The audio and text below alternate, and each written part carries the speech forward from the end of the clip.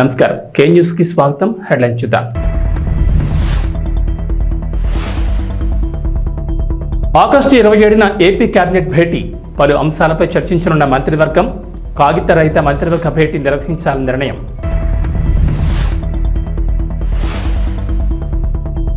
Aadhaar card లేని వారికి good news. Aadhaar ప్రత్యేక క్యాంపుల నిర్వహణ ఆగస్టు 20 నుంచి 24 వరకు ప్రత్యేక క్యాంపులు.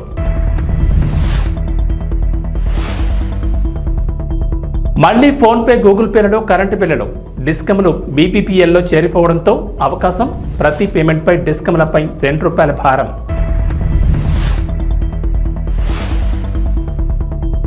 తెలంగాణలోని 7 జిల్లాల్లో భారీ వర్షాలు, వాతావరణ శాఖ హెచ్చరికలు జారీ. హైదరాబాద్కు రెడ్ అలర్ట్ జారీ. ఆగస్టు 27వ తేదీన ఏపీ కేబినెట్ భేటీ జరగనున్నట్లు తెలుస్తోంది. సచివాలయంలో సీఎం చంద్రబాబు అధ్యక్షతన ఆంధ్రప్రదేశ్ మంత్రివర్గం సమావేశం కానున్నట్లు సమాచారం. ఈ సమావేశంలో ప్రభుత్వం పలు కీలక ప్రతిపాదనలపై చర్చించే అవకాశం ఉంది. అలాగే ఏపీ కేబినెట్ భేటీ కోసం సీఎం నారా చంద్రబాబు నాయుడు మరో కీలక నిర్ణయం తీసుకున్నారు. ఇకపై పేపర్లెస్ కేబినెట్ మీటింగ్ జరపాలని నిర్ణయించారు. ఈ క్రమంలోనే ఆగస్టు 27వ తేదీ కూడా కాగిత రహిత కేబినెట్ భేటీ నిర్వహించనున్నారు. పేపర్లకు బదులుగా మంత్రులకు ట్యాబ్లు, ఐప్యాడ్లు ఇవ్వనున్నారు. అయితే 2017లోనూ చంద్రబాబు ఎలాంటి నిర్ణయం తీసుకున్నారు. కేబినెట్ సమావేశాలను పేపర్లెస్గా నిర్వహించే ప్రక్రియకు శ్రీకారం చుట్టారు. ఇప్పుడు ఏపీ ముఖ్యమంత్రిగా మరోసారి బాధ్యతలు స్వీకరించిన చంద్రబాబు నాయుడు అదే పద్ధతి ఫాలో కావాలని నిర్ణయం తీసుకున్నారు. దీని గురించి గత మంత్రివర్గ సమావేశంలోని మంత్రులకు తెలియజేశారు. ఎలక్ట్రానిక్ పద్ధతిలో కేబినెట్ మీటింగ్ జరుగుతుందని, మంత్రులకు ట్యాబ్లు ఇస్తామని చెప్పారు. ఆ ప్రకారమే త్వరలో జరిగే మంత్రివర్గ సమావేశాన్ని కాగితరహితంగా నిర్వహించనున్నారు.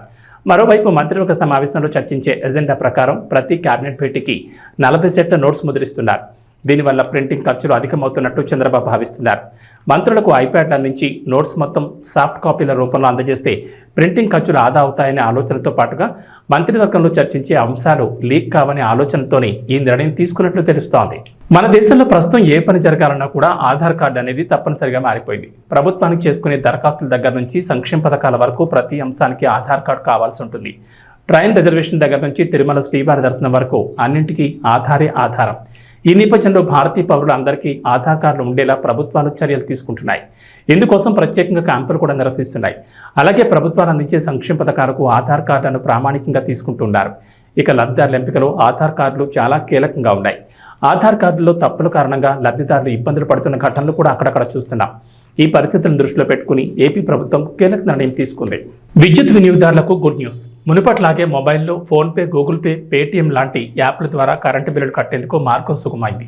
రిజర్వ్ బ్యాంక్ ఆఫ్ ఇండియా మార్గదర్శకాల ఫలితంగా జూలై 1 నుంచి కరెంటు బిల్లుల చెల్లింపులు థర్డ్ పార్టీ యాప్లను నిషేధించిన విషయం తెలిసిందే.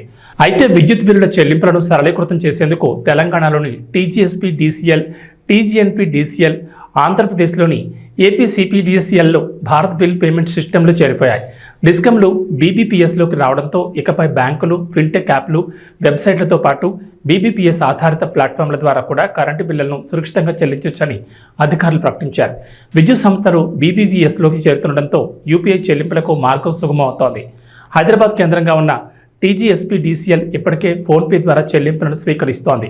మిగతా సంస్థల్లోనూ చర్చిస్తున్నామని, గూగుల్ పే, అమెజాన్ పే ద్వారా కూడా రాబోయే రోజుల్లో చెల్లించవచ్చని ఓ అధికారి తెలిపారు. కాంగ్రెస్, బీజేపీల మధ్య విమర్శలు ఆ రెండు పార్టీలకు బీఆర్ఎస్ ప్రధాన అస్త్రంగా కనిపిస్తోంది. బీజేపీలో బీఆర్ఎస్ విలీనమంటూ కాంగ్రెస్ పార్టీ నేతలు విమర్శలు చేస్తుండగా, కాంగ్రెస్లోని బీఆర్ఎస్ విలీనమవుతున్నట్టు బీజేపీ నేతలు ఎదురుదల చేస్తున్నారు. తెలంగాణ అసెంబ్లీ ఎన్నికల కంటే ముందు నుంచే బీఆర్ఎస్ బీజేపీలో విలీనమవుతుందని మొదట కాంగ్రెస్ నేతలు ఆరోపించగా, తెలంగాణ ఎన్నికల్లో కాంగ్రెస్ ఎన్నికల్లో గెలిచి అధికారంలోకి వచ్చిన తర్వాత కాంగ్రెస్లో బీఆర్ఎస్ విలీనమంటూ రెండు పార్టీల నేతలు ప్రచారం చేస్తున్నారు. ఈ క్రమంలోనే తాజాగా కేంద్ర మంత్రి బండి సంజయ్ సంచలన వ్యాఖ్యలు చేశారు. త్వరలోనే కాంగ్రెస్ పార్టీలో బీఆర్ఎస్ విలీనమవుతుందని బీజేపీ సీనియర్ నేత కేంద్ర మంత్రి బండి సంజయ్ వ్యాఖ్యానించారు. కాంగ్రెస్ పార్టీలో కేసీఆర్కు ఏఐసీసీకి పంపిస్తారని, తెలంగాణ పీసీసీ అధ్యక్షుడిగా కేటీఆర్ నియమిస్తారని, ఇక కల్వకుంట్ల కవితకు రాజ్యసభ సీటు ఖాయం చేస్తారని బండి సంజయ్ తెలిపారు. తాజాగా మీడియాతో మాట్లాడిన బండి సంజయ్ కాంగ్రెస్ పార్టీ, బీఆర్ఎస్ పార్టీలపై విమర్శలు గుప్పించారు. పొత్తు పెట్టుకుని పదవులు పంచుకున్న చరిత్ర కాంగ్రెస్ పార్టీది, బీఆర్ఎస్లదని పేర్కొన్నారు. ఇక ఢిల్లీ లిక్కర్ పాలసీ కేసులో అరెస్ట్ అయి ఢిల్లీలోని తిహార్ జైల్లో కస్టడీలో ఉన్న కల్వకుంట్ల కవిత బెయిల్కు బీజేపీకి ఏం సంబంధం ఉందని బండి సంజయ్ ప్రశ్నించారు. సెలవులు రావడంతో ఉభయ తెలుగు రాష్ట్రాల్లో ప్రయాణాలు పెరిగాయి. హైదరాబాద్లో ఉద్యోగం చేస్తున్న వారు 5 రోజుల సెలవులు రావడంతో సొంతూళ్లకు బయలుదేరుతున్నారు. అయితే బస్సుల్లో ఛార్జీల మొత్తం, రైళ్లలో టికెట్ల రద్దీతో ఇబ్బందులు పడుతున్నారు. ఈ నేపథ్యంలోనే దక్షిణ మధ్య రైల్వే ప్రయాణికులకు గుడ్ న్యూస్ చెప్పింది. వీకెండ్లో ప్రయాణికుల రద్దీని దృష్టిలో పెట్టుకుని ప్రత్యేక రైలు నడుపుతోంది. ఈ విషయాన్ని సౌత్ సెంట్రల్ రైల్వే ఓ ప్రకటనలో తెలిపింది. సికింద్రాబాద్, నర్సాపూర్, కాకినాడ, సికింద్రాబాద్, కాచిగూడ, తిరుపతి రూట్లలో ఈ రైళ్లు నడుస్తాయని దక్షిణ మధ్య రైల్వే వెల్లడించింది. స్వయంభూ శ్రీ కాణిపాక వరసిద్ధి వినాయక స్వామిని ఆంధ్రప్రదేశ్ శాసనసభ స్పీకర్ అయ్యన్న పాత్రుడు దర్శించుకున్నారు. శుక్రవారం సాయంత్రం శ్రీ వినాయక స్వామివారి దర్శనార్థం ఆంధ్రప్రదేశ్ శాసనసభ స్పీకర్ కుటుంబ సమేతంగా విచ్చేగా పూతలపట్టు ఎమ్మెల్యే డాక్టర్ కలికిరి మురళీమోహన్, కాణిపాక ఆలయ ఈవో కె వాణి స్వాగతం పలికారు. శాసనసభ స్పీకర్ని మేళతాళాలతో పూజా సామగ్రిని తీసుకెళ్లి వినాయక స్వామివారికి ప్రత్యేక పూజలు నిర్వహించి దర్శించుకున్నారు. అనంతరం ఆశీర్వాద మండపంలో శాసనసభ స్పీకర్కు పూతలపట్టు ఎమ్మెల్యే, ఆలయ ఈవో, వేద పండితులచే శ్రీ వినాయక స్వామివారి చిత్రపటాన్ని, శేష వస్త్రాలు, ఆశీర్వాదం అందించి శ్రీ వినాయక స్వామివారి తీర్థప్రసాదాలు అందించారు. ఈ కార్యక్రమంలో DRO Pullaiah, RDO Chinnaiah, DSP Sudhakar Reddy, తహసీల్దార్ మహేష్, ఆలయ ఏయుబో విద్యాసాగర్ రెడ్డి, సూపరింటెండెంట్ కోదండపాణి, ఇన్స్పెక్టర్ రవి తదితరులు పాల్గొన్నారు. స్పీకర్గా ప్రమాణ స్వీకారం చేసిన తర్వాత మొట్టమొదటిసారిగా తిరుపతి వెంకన్న స్వామి దర్శనం కోసం రావడం జరిగింది. తర్వాత అమ్మవారి పద్మావతి అమ్మవారిని కూడా దర్శనం చేసుకొని మరి మన ఇక్కడ టెంపుల్కి రావాలని చెప్పి ఆలోచించాం. నాకు ఈ టెంపుల్ చాలాసార్లు వచ్చాను ఇంతకుముందు. స్పీకర్గా మొట్టమొదటి మళ్ళీ ఫస్ట్ టైం రావడం జరిగింది. స్వామి ఆశీర్వాదం తీసుకున్నాను. స్వామివారిని నేను కోరింది ఏంటంటే, గత 5 సంవత్సరాల్లో కొంతమంది దోపిడీదారులు అన్నవండి ఏమని అనుకోండి, రాష్ట్రాన్ని సర్వనాశనం జరిగిన సంగతి మనకు తెలుసు. విచ్చలవిడి దోపిడీ జరిగింది. రాష్ట్రం అన్ని రంగాల్లో కూడా నష్టపోయిన సంగతి మనం అందరూ చూసాం. మొన్న ఎలక్షన్లో ప్రజలు మంచి తీర్పు ఇచ్చారు. రాష్ట్ర భవిష్యత్తును దృష్టిలో పెట్టుకొని ఓటింగ్ జరిగింది. మళ్ళీ ఒక కష్టపడి పనిచేసే నాయకుడికి అవకాశం ఇచ్చారు. అందుకే నేను ఏమన్నానంటే, భగవంతుని 3 టెంపుల్స్ కలిసినప్పుడు ఈ రాష్ట్ర భవిష్యత్తుని దృష్టిలో పెట్టుకొని ఆ రోజు వెంకటేశ్వర స్వామిని కానీ, పద్మావతి అమ్మవారిని కానీ, ఇలాగా మన వినాయక స్వామిని కానీ ఈ రాష్ట్రానికి ఆశీర్వాదం ఇవ్వాలి. నష్టపోయిన ఈ రాష్ట్రానికి ఒక భవిష్యత్తుని కల్పించమని, ఒక మాటలు నమ్మి రాష్ట్ర భవిష్యత్తు కోసం ఓటేసిన ప్రజలకి ఒక భరోసా కల్పించమని చెప్పి భగవంతుని నేను కోరుకోవడం జరిగింది. ఇంకేదంటే మనం చూసాం, నిన్నే ఆగస్టు 15th జరిగింది. మనంతా కూడా పండగ చేసుకున్నాం స్వతంత్ర దినోత్సవాన్ని. 78 సంవత్సరాలు అయిపోయింది స్వతంత్రం వచ్చి. ఆ రోజు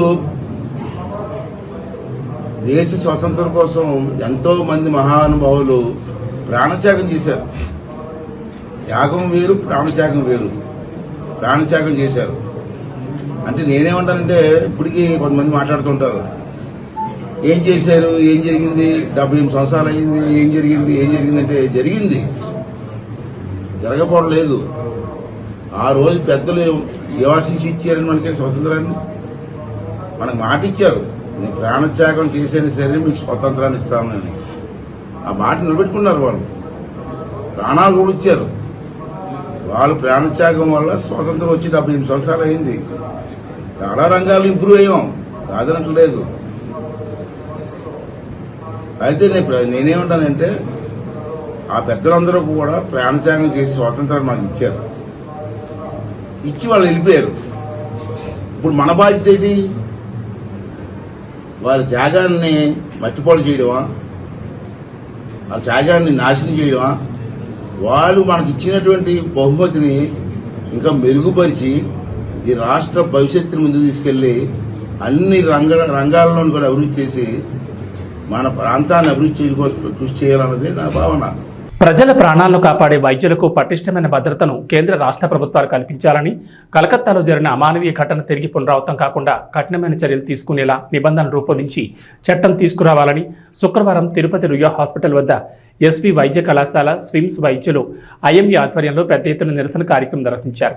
ఈ సందర్భంగా వైద్యులు మాట్లాడుతూ, దేశంలో ఎక్కడా ఓ మూల మహిళలపై అత్యాచారాలు, ఘోరమైన సంఘటనలు జరుగుతూనే ఉన్నాయని, వీటికి ప్రభుత్వాలు కఠినమైన నిర్ణయాలు అమలు చేస్తేనే పరిష్కారం అవుతాయని అన్నారు. ప్రజల ప్రాణాలు కాపాడడానికి 24 గంటల పాటు శ్రమించే వైద్యులకు, ముఖ్యంగా మహిళా వైద్యులకు రక్షణ కరువైందన్నారు. దేశంలో ఏదో ఒక సంఘటన జరిగినప్పుడు మాత్రమే ప్రభుత్వాలు కంటితుడుపు చర్యగా వ్యవహరించి కఠిన చర్యలు తీసుకుంటామనే హామీలు ఇవ్వడం కాకుండా వైద్యుల రక్షణకు ప్రత్యేక చట్టాన్ని తీసుకురావాలని డిమాండ్ చేశారు. కోల్కతాలో మాలాంటి ఒక పీజీ ఒక పోస్ట్ గ్రాడ్యుయేట్ పైన జరిగిన ఘోరమైన దుర్ఘటనని ఖండిస్తూ మొత్తం ఆంధ్రప్రదేశ్ ఇంకా ఎలాగ మన టోటల్ ఇండియా మెడికల్ కాలేజెస్ అన్నీ ప్రొటెస్ట్కి దిగాయి. వాళ్ళకి సపోర్ట్గా మన ఆంధ్రప్రదేశ్ మెడికల్ కాలేజెస్ అన్నీ కూడా వాళ్ళకి మద్దతు ఇస్తూ మేము ఇక్కడ ప్రొటెస్ట్ చేయడం స్టార్ట్ చేశాము. ఈ దుర్ఘటన అనేది ఒక డాక్టర్ పైన జరిగింది, ఒక హాస్పిటల్లో డాక్టర్ పైన జరిగిన దుర్ఘటన లాగా ఒక్కటే కాకుండా దీన్ని ఒక మహిళ పైన జరిగిన అఘాయిత్యం లాగా, ఈవెన్ ఒక హ్యుమానిటీ పైన అటాక్ లాగా కన్సిడర్ చేయాలి అని అనుకుంటున్నాం. ఎందుకంటే దీనిపైన ఎక్కడ కానీ మీడియా అవుట్రేజ్ బయట పబ్లిక్కి ఇంకా అవేర్నెస్ రాలేదు. ఏదో హాస్పిటల్లో జరిగిన దుర్ఘటన లాగే పరిగణిస్తున్నారు. కానీ ఒక ఆడపిల్ల పైన ఒక వర్క్ ప్లేస్లో, ఇప్పుడు ఇంటి నుంచి బయటికి ఒక వర్క్ ప్లేస్కి రీచ్ అయ్యేంత వరకు రోడ్డులో ఎంత అన్సేఫ్గా ఆల్రెడీ ఉమెన్ ఫీల్ అవుతున్నారు. మళ్ళీ వర్క్ ప్లేస్కి రీచ్ అవ్వగానే ఇక్కడ ఒక సెక్యూర్ ఎన్వైరన్మెంట్ ఎక్స్పెక్ట్ చేస్తారు ఎవరు కానీ. రోడ్డు పైన ఇలాగ జరుగుతుంది ప్రమాదాలని అనుకుంటారు. కానీ మనం సెక్యూర్గా ఫీల్ అయ్యే ఒక వర్క్ ప్లేస్లోనే ఇలాంటి దుర్ఘటన జరిగింది అంటే సేఫ్టీ కన్సర్న్స్ అనేది ఇష్యూస్ గురించి మనం ఆలోచించాల్సి ఉంది. ఇలాగ ఎందుకు జరుగుతున్నాయి అంటే కనీస వసతులు లేనందువల్ల, హాస్పిటల్లో సెక్యూరిటీ లేనందువల్ల ఇలాంటి ఇష్యూస్ రైజ్ అవుతున్నాయి. ఇదొకటి విషయం ఎందుకు జరుగుతున్నాయి వర్క్ ప్లేస్ ఎన్వైరన్మెంట్లో అని. ఇంకొకటి ఏమంటే ఈ రేప్ అండ్ మర్డర్ అనే ఇలాంటి థింగ్స్, ఇలాంటి టర్మ్స్ అనేది ఎంత కామన్ అయిపోయింది అంటే పీపుల్ అంతా అసలు డీసెన్సిటైజ్ అయిపోయి ఉన్నారు. దీనికి కొంచెం కూడా చలనం లేకుండా అయిపోతుంది. జస్ట్ అనదర్ న్యూస్ లాగా అయిపోయింది. రోజు న్యూస్లో చదువుతున్నాం, ఒక చోట రేప్ జరిగింది, ఒక మర్డర్ జరిగింది అంటే అదొక కామన్ విషయం అయిపోయింది. నిర్భయ ఇన్సిడెంట్ జరిగితే అప్పుడు అలాంటప్పుడు ఎంత అవుట్రేజ్ ఉన్నింది, మొత్తం పీపుల్ ఎలా రెస్పాండ్ అయి ఉన్నారు సొసైటీగా. ఇప్పుడు ఇన్ని సంవత్సరాల తర్వాత మళ్ళీ అలాంటి ఒక ఘోరమైన ఇన్సిడెంట్ జరిగినప్పుడు ఎందుకు పబ్లిక్ కానీ ఎక్కడ కానీ అంత అవుట్రేజ్ లేదు అంటే మనం అంత ఇన్సెన్సిటివ్ అయిపోయినామా, ఈ కండిషన్స్కి అలవాటు అయిపోయినామా. కాబట్టి ఫస్ట్ మనం ప్రభుత్వం నుంచి, సెంట్రల్ గవర్నమెంట్ నుంచి, స్టేట్ గవర్నమెంట్ నుంచి మాకు కొన్ని డిమాండ్స్ ఉన్నాయి. సెంట్రల్ గవర్నమెంట్ నుంచి అయితే సెంట్రల్ ప్రొటెక్షన్ యాక్ట్ అనేది మేము అందరం డిమాండ్ చేస్తున్నాం నేషన్ వైడ్. ఇంకా మన స్టేట్ గవర్నమెంట్, మన స్టేట్ ఇక్కడ ప్రభుత్వం నుంచి మా డిమాండ్స్, అందరు మెడికల్ కాలేజెస్ నుంచి మా డిమాండ్ వచ్చి ఒక స్పెషల్ ప్రొటెక్షన్ ఫోర్స్ అనేది. స్పెషల్ ప్రొటెక్షన్ ఫోర్స్ అంటే ఇప్పుడు మనకి డాక్టర్లకు కానీ, ఇక్కడ వర్క్ చేసే నర్సులకు కానీ, టెక్నీషియన్ల వాళ్ళకి కానీ కనీస భద్రత అనేది లేదు. ఎప్పుడు కానీ కాన్స్టెంట్గా పేషెంట్స్కి కానీ ప్రజలకి అందుబాటులో ఉండేది, వాళ్ళతో ఇంటరాక్ట్ అయ్యేది ఎప్పుడు కానీ 24 hours రౌండ్ ద క్లాక్ ఉండే వ్యవస్థ ఇక్కడ హెల్త్ కేర్ ప్రొఫెషన్ ఒక్కటే. హెల్త్ కేర్ ప్రొఫెషన్లో వర్క్ చేసే ఆ ప్రొఫెషనల్స్ అందరూ కూడా కాన్స్టెంట్ థ్రెట్లో ఉంటారు. ఎవరైనా బంధువులు కొంచెం అజిటేట్ అయినా కానీ, ఎవరైనా ఇబ్బంది కలిగిస్తున్నా కానీ వాళ్ళ ఇమోషన్స్కి ఫేస్ చేసేది అంతా కూడా మన డాక్టర్స్, మన సిస్టర్లు, ఇక్కడ పనిచేసే ప్రభుత్వ ఆసుపత్రుల్లో పనిచేసే టెక్నీషియన్స్ వాళ్ళు మాత్రమే. కాబట్టి వాళ్ళ ఇమోషన్స్లో తప్పు లేదు. కానీ వాళ్ళ ఒకవేళ ఏమన్నా కండిషన్స్ కొంచెం ఇబ్బందికరంగా అయిపోయింది, ఎక్కడ మనకి ఏమంటారు భద్రత లేకుండా పనిచేస్తున్నామన్న డాక్టర్స్కి భద్రత కల్పించాలి. ఇక్కడ హెల్త్ కేర్ ప్రొఫెషనల్స్ అందరికీ కూడా భద్రత, కనీస వస్తువులు కావాలి అని స్పెషల్ ప్రొటెక్షన్ ఫోర్స్ అనేది డిమాండ్ చేస్తున్నాం. దాంతోపాటు అలాగా దోషుల్ని పట్టుకోవడానికి కూడా ఫస్ట్ ఆఫ్ ఆల్ వాళ్ళని పట్టుకోవడానికి కరెక్ట్గా సెక్యూరిటీ కెమెరాస్ అవన్నీ కూడా కావాలి అన్ని మెడికల్ కాలేజెస్లో.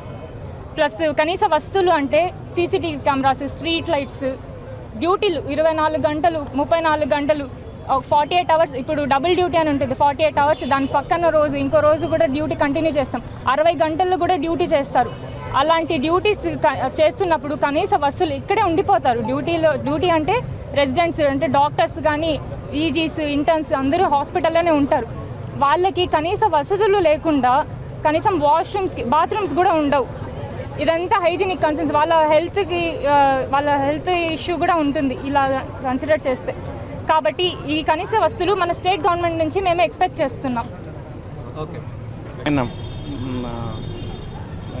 దీన్ని నిరసిస్తూ జూనియర్ డాక్టర్స్, పోస్ట్ గ్రాడ్యుయేట్స్ అందరూ కలిసి సమన్వయంగా ఒక ఉద్యమం చేపట్టారు. దానికి గవర్నమెంట్ డాక్టర్స్ అసోసియేషన్ పూర్తి సహకారం అందిస్తోంది. అట్ ది సేమ్ టైం ప్రజలకు ఎలాంటి అసౌకర్యం కలిగించకుండా గవర్నమెంట్ డాక్టర్స్ మొత్తం హాస్పిటల్ విధులన్నిటి కూడా నిర్వర్తిస్తున్నాము. పేద ప్రజలకు ఎలాంటి అసౌకర్యం కలిగించకూడదనే ఉద్దేశంతో చేస్తున్నాం, అంతేగాని వీళ్ళకు మద్దతు ప్రకటించడం కాదు. వీళ్ళు న్యాయమైన కోరికకు మా గవర్నమెంట్ డాక్టర్ అసోసియేషన్ పూర్తి సంపూర్ణ మద్దతు కలిగిస్తుంది. ఒక సెక్యూర్డ్ హైజీనిక్ కండిషన్లో ఒక పోస్ట్ గ్రాడ్యుయేట్ పనిచేయాలి ఆ ఉద్దేశంతో. సో ఆ విధంగా అయినప్పుడు సెక్యూరిటీ ల్యాబ్స్ ఎప్పుడు జరుగుతుందో ఇలాంటి కలకత్తా ఘటనలు చాలా పునరావృతం అవుతాయి. ఇలాంటి పునరావృతం కాకూడదని చెప్పేసి గవర్నమెంట్ డాక్టర్ అసోసియేషన్ తరఫున గవర్నమెంట్ కూడా మేము రిక్వెస్ట్ చేస్తున్నాము. సో సరైన సెక్యూరిటీ, హైజీనిక్ కండిషన్, అంటే వాళ్ళ డ్యూటీ రూమ్స్ అన్నీ కూడా హైజీనిక్గా ఉండేట్టుగా, బాత్రూమ్స్ అవన్నీ కూడా బాగా హైజీనిక్గా ఉండేటట్టుగా కల్పించాలని ప్రభుత్వానికి ఈ సభా వేదికగా మేము చేస్తున్నాము. అలాగే ఈ స్ట్రైక్ వాళ్ళు చేసే స్టూడెంట్స్కు గవర్నమెంట్ డాక్టర్ అసోసియేషన్కు సమన్వయ కమిటీ ఒకటి ఏర్పాటు చేశారు. దాంట్లో 3 డాక్టర్స్ కలిసి ఉన్నాము. సో మన వైద్య విద్యార్థులు వాళ్ళు చెప్పిన వాళ్ళ కోరికలు, వాళ్ళ డిమాండ్స్ అన్నింటిని కూడా హైయర్ అథారిటీకి తీసుకునే విధానికి ఈ సమన్వయ కమిటీ ఉపయోగపడుతుంది. Thank you. బంగ్లాదేశ్లో హిందువులపై జరుగుతున్న దాడిని ఖండిస్తూ శాంతియుత నిరసన ర్యాలీకి రాధా మనోహర్ దాస్ స్వామి ముఖ్య అతిథిగా పాల్గొన్నారు. గత కొద్ది రోజులుగా బంగ్లాదేశ్లో హిందువులపై జరుగుతున్న మారణ హోమాన్ని ఖండిస్తూ తక్షణమే హిందువులను కాపాడాలంటూ హిందూ స్త్రీల మాన ప్రాణాలను రక్షించాలని తిరుపతి తుడా మైదానం నుంచి గాంధీ రోడ్ పంచముఖ ఆంజనేయ స్వామి ఆలయం వరకు నిర్వహించిన శాంతియుత నిరసన ర్యాలీలో రాధా మనోహర్ దాస్ స్వామి, హిందూ ఉపాధ్యాయ సమితి అధ్యక్షులు డేగల మహేష్, బచ్చు ప్రకాష్, అభయ్ హిందూ సేన సభ్యులు, ప్రజలు స్వచ్ఛందంగా పాల్గొన్నారని సనాతన ధర్మ పరిరక్షణ సమితి అధ్యక్షులు చీనేపల్లి కిరణ్ కుమార్ తెలిపారు.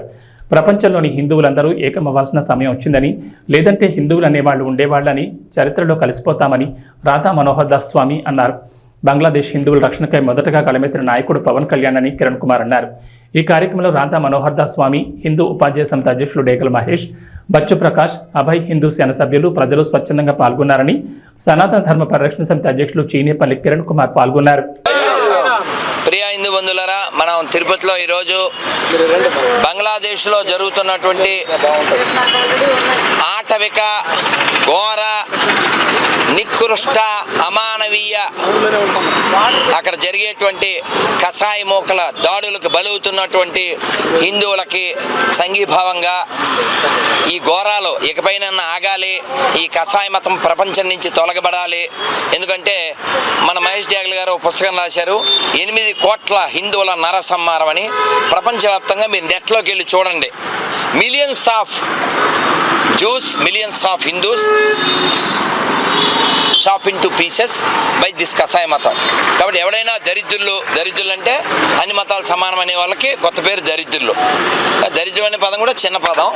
కాబట్టి ఎవరైనా దరిద్రులు ఉంటే, మరి తిరుపతిలో చెరువులు అయితే తక్కువ ఉన్నాయి కాబట్టి చెరువులు పాడు చేయొద్దు, వినాయక చవితికి కావాలి అంటే మీరు భూమి మీద ఉండడం అవసరం లేదని చెప్పడం అన్నమాట. ఎందుకంటే అన్ని మతాలు సమానం అనేది పచ్చి అబద్ధం. ఎందుకంటే మన ఒక్కలమే చెప్తాం, సర్వే జన. కాబట్టి కొనేటప్పుడు తినేటప్పుడు ఎవరి దగ్గర కొనాలో చూసుకోండి, ఎవరి దగ్గర తినాలో చూసుకోండి. మన దేశం బంగ్లాదేశ్కి ఆర్థికంగా రకరకాలుగా హెల్ప్ చేసింది 10 ఏళ్లలో. ఏం చేసినా పావుకి పాలు పోస్తే ఏమిస్తుందో. కాబట్టి విశ్వాసం లేనటువంటి కుక్కను మళ్ళీ అవమానించకూడదు. కుక్కకి విశ్వాసం ఉంటుంది, మొక్క కట్ చేసుకున్న చోట విశ్వాసం అనేది ఎక్స్పెక్ట్ చేయకూడదు. కాబట్టి ఎక్కడ కొనాలో హిందువులారా నిర్ణయించుకోండి, లేదా ఎక్కడ మీకు తీసివేయబడుతుందో కూడా మీరు నిర్ణయించుకోకుండానే జరుగుతుంది. భవిష్యత్తు అదే అవుతుంది. కాబట్టి హిందువులు మెజారిటీగా ఉన్నంతసేపే ప్రపంచంలో ప్రశాంతం ఉంటుంది, భారతదేశంలో ప్రశాంతం ఉంటుంది. అన్నీ ఒకటే అని చెప్పి నపుంసక కబుర్లు చెప్పొద్దు. జై శ్రీరామ్. అలాగే పాకిస్తాన్లో కూడా 40% పైన ఉండేవారు, కానీ వాళ్ళంతా ఏమైపోయారు, 7%కి వచ్చేసారు. వీళ్ళంతా ఎందుకు అలా వచ్చేసారు? ఎందువల్లంటే మన తగు జాగ్రత్తలు తీసుకోక, ఎక్కడైతే ఆ జిహాదీ మోక, ఆ రాక్షస మోక పెరుగుతుందో అక్కడ మానవ ప్రాణాలకు విలువ ఉండదు. మొన్న వీడియో మీరు చూసుంటారు, ఆడపిల్లని, హిందూ అమ్మాయిని, నానా ప్లీజ్ వాయిస్ హర్ష గారు ప్లీజ్, ఆడపిల్లని, హిందూ అమ్మాయిని ఆ పిశాచి మతం ఆడపిల్లలో బట్టలు తీస్తే ఈ పిశాచి రాక్షస మోక ఎలా నాశనం చేసిందో వీడియో తీసి మరి కాబట్టి వాళ్ళ దాంట్లో ఎడారి మతాల్లో స్త్రీకి విలువ లేదు. ఒక్క మంచి స్త్రీని వాళ్ళు చూపించలేరు. ఎందుకంటే వాళ్ళకి ఓన్లీ కాన్సెప్టు వాడుకోవడమే తప్ప. కాబట్టి అన్ని మతాలు సమానమైన దరిద్రులారా, నీచులారా, నికృష్టులారా, వాళ్ళ మతాల్లో కూడా మంచి అమ్మని చూపించండి. ఈరోజు వరలక్ష్మి వ్రతం, మనం తల్లిని చూపించగలం. మట్టిలో అమ్మని చూస్తాం, భూమాత అంటాం.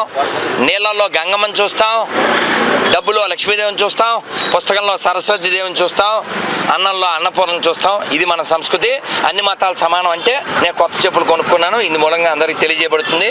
జై శ్రీరామ్, జై శ్రీరామ్. చియాన్ విక్రమ్ తంగలాన్ టోనీ ప్రకటించిన సంగతి తెలిసిందే. శుక్రవారం జరిగిన థ్యాంక్స్ మీట్లో విక్రమ్ స్టేజ్ మీద ఈ అనౌన్స్మెంట్ చేశాడు. తంగలాన్ అందరూ బాగా ఆదరిస్తున్నారు కాబట్టి పార్ట్ 2 కూడా ప్లాన్ చేశాం. ఇందులో చెప్పడానికి 100 స్టోరీలు ఉన్నాయి. రంజిత్ కథ రెడీ చేశాక పార్ట్ 2ని పట్టాలెక్కిస్తామని విక్రమ్ స్టేజ్ మీద అనౌన్స్ చేశాడు. కానీ అసలు తంగలాన్ మూవీ కమర్షియల్గా లాభాన్ని తెచ్చిపెడుతుందా, బ్రేక్ ఈవెన్ అవుతుందా అన్నది చూడాలి. చియాన్ విక్రమ్ ఓ సినిమా కోసం తన పాత్ర కోసం 1000% ఎఫర్ట్స్ పెడుతూ ఉంటాడు. కానీ సక్సెస్ మాత్రం ఓ 50% కూడా రాదు. విక్రమ్ పడే కష్టానికి తగ్గ స్థాయిలో హిట్ వచ్చి చాలా కాలమే అయింది. అపరిచితుల తర్వాత విక్రమ్ స్థాయిలో ఒక్క హిట్ కూడా పడలేదు. ఎన్నో సినిమాల్లో ఎన్నెన్నో ప్రయోగాలు చేశాడు, కానీ ఏదీ వర్కౌట్ కాలేదు. మనోహరుడు, నాన్న, పొన్నియిన్ సెల్వన్ 1, 2 ఇలా ఎన్నో ప్రయోగాలు చేశాడు. కానీ విక్రమ్కు కమర్షియల్గా మరో మెట్టు ఎక్కించలేకపోయాయి. ఇక వాతావరణ విషయానికి వస్తే తెలంగాణలో వరుణుడు తన ప్రతాపం చూపిస్తున్నాడు. రాష్ట్ర రాజధాని హైదరాబాద్తో పాటు పలు జిల్లాల్లో భారీ వర్షాలు కురుస్తున్నాయి. ఈ క్రమంలోనే వాతావరణ శాఖ అలర్ట్ జారీ చేసింది. ఈరోజు రాష్ట్రంలోని 7 జిల్లాల్లో భారీ వర్షాలు కురిసే అవకాశం ఉందని వాతావరణ శాఖ అంచనా వేసింది. సంగారెడ్డి, వికారాబాద్, మహబూబ్నగర్, వనపర్తి, నాగర్ కర్నూలు, జోగులాంబ, గద్వాల, నారాయణపేట జిల్లాలో విస్తారంగా వర్షాలు కురిసే అవకాశం ఉందని తెలిపింది. భారీ వర్షాలు కురిసే ఛాన్స్ ఉన్నందున ఆయా జిల్లాలకు వాతావరణ శాఖ హెచ్చరికలు జారీ చేసింది. ఆయా జిల్లాలకు ఎల్లో అలర్ట్ జారీ చేసింది. ఈ నేపథ్యంలో ఆయా జిల్లాల ప్రజలు అప్రమత్తంగా ఉండాలని వాతావరణ శాఖ సూచించింది. ఇదిలా ఉంటే నిన్న హైదరాబాద్ సహా కరీంనగర్, మెదక్, జగిత్యాల, సిద్దిపేట, నిజామాబాద్ జిల్లాల్లో భారీ వర్షం కురిసింది. ఇక హైదరాబాద్లోని పలు ప్రాంతాల్లో ఉరుములు, మెరుపులతో పాటు ఈదురుగాలులతో కూడిన జోరువాన కురిసింది. ఈ క్రమంలో హైదరాబాద్ వాతావరణ శాఖ రెడ్ అలర్ట్ జారీ చేసింది. నగరంలోని ఆయా ప్రాంతాల్లో భారీ వర్షాలు కురిసే అవకాశాలున్నాయని హెచ్చరికలు జారీ చేసింది. ఈ క్రమంలోనే నగరవాసులు అప్రమత్తంగా ఉండాలని సూచించింది. ఏబీ బులెటిన్ విశేషం. నమస్కారం.